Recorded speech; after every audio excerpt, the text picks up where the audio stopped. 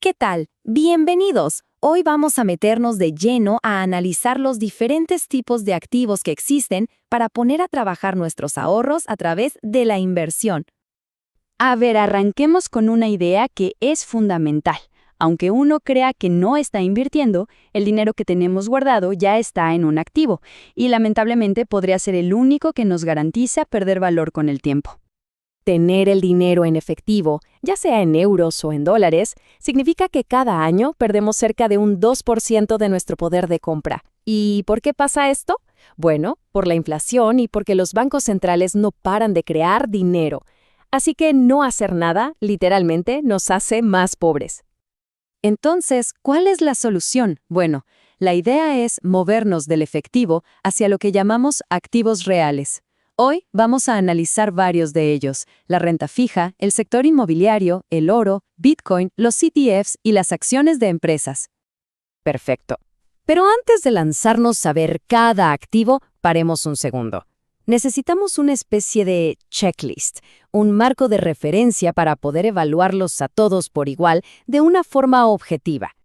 Vamos a usar estos 6 atributos clave para analizar cada opción. Desde el capital mínimo que se necesita para empezar, la facilidad para convertirlo en dinero, hasta el conocimiento que se requiere para invertir con cabeza. Esto nos va a dar una herramienta súper potente para comparar y tomar mejores decisiones. Listo, empecemos con los clásicos, ¿les parece? 2 de los vehículos de inversión más conocidos por todos. Primero, la renta fija. Y esto, abarca desde las típicas cuentas de ahorro que dan un poquito de interés hasta los bonos del tesoro. En esencia, es como si le prestaras dinero a un gobierno o a una empresa y a cambio te dan una rentabilidad que ya está pactada, muchas veces en forma de un interés fijo conocido como cupón. Imagínense que es como un tiquete que se va cobrando cada cierto tiempo solo por haber prestado esa plata. Ahora, pasemos la renta fija por nuestro filtro. Como vemos aquí, el riesgo es bajísimo, casi nulo, sobre todo si hablamos de deuda de países serios. Y la verdad, no requiere nada de trabajo. Pero ojo, aquí viene el pero. La rentabilidad neta, o sea, lo que queda después de restarle la inflación, es bastante modesta. Estamos hablando de un 1 a un 3%. Básicamente, es cambiar crecimiento por muchísima seguridad. Dejemos la renta fija y pasemos a algo que podemos tocar: el sector inmobiliario. Un activo súper tangible con el que muchos están familiarizados. Ok, ¿qué pasa con los inmuebles? El riesgo es bajo, claro, porque al final del día se tiene un activo físico. El problema es que para entrar se necesita un capital inicial bien alto y la liquidez es malísima. Y cuidado con la carga de trabajo, porque es bastante grande: la gestión de inquilinos, el mantenimiento, los impuestos. El riesgo real aquí no es tanto que el inmueble desaparezca, sino los dolores de cabeza con inquilinos que no pagan o leyes que no favorecen al propietario. Ya vimos un activo físico como el inmobiliario. Ahora, vamos a movernos a otros 2 que, aunque también son finitos, operan de una forma totalmente distinta. Hablemos de los activos refugio, y vamos a poner cara a cara al tradicional con el moderno. Tanto el oro como Bitcoin basan su valor en una cosa: que no hay mucho de ellos, son escasos. Pero sus perfiles son como la noche y el día. Y a diferencia de una casa que puede dar un alquiler, estos activos no generan ningún tipo de flujo de caja. Su valor depende al 100% de la confianza y de que su oferta es limitada. Punto. Así que vamos a ponerlos frente a frente usando nuestro marco de 6 puntos. Ambos son accesibles con poco capital y se pueden vender rápido, o sea, tienen alta liquidez. Pero aquí es donde se separan por completo. El riesgo y el conocimiento que se necesitan son totalmente opuestos.